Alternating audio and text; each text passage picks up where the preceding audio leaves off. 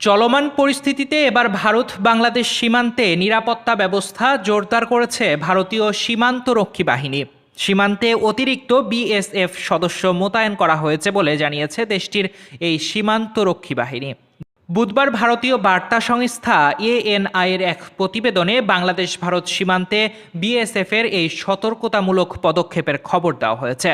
প্রতিবেদনে বলা হয়েছে, গত 2 ডিসেম্বর ত্রিপুরায় বাংলাদেশের সহকারী হাইকমিশনের অফিসে হামলার ঘটনার পর পরিস্থিতি উত্তপ্ত হয়ে উঠেছে।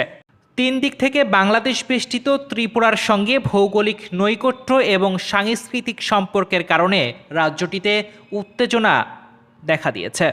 এমন পরিস্থিতিতে ভারতীয় কর্তৃপক্ষ বাংলাদেশ সীমান্তে টহল ও নজরদারি জোরদার করেছে। এএনআই বলছে, কোনো ধরনের অপ্রীতিকর ঘটনা যাতে না ঘটে সেজন্য বিএসএফ এর সদস্যদের সীমান্তে উচ্চ সতর্ক অবস্থায় থাকার নির্দেশনা দেওয়া হয়েছে। বিএসএফ এর কয়েকজন কনস্টেবলের সঙ্গে কথা বলেছে এএনআই। এ সময় তারা বাংলাদেশ সীমান্তে অতিরিক্ত নিরাপত্তা জোরদারের ঘটনায় নিজেদের আত্মবিশ্বাসের কথা তুলে ধরেছেন।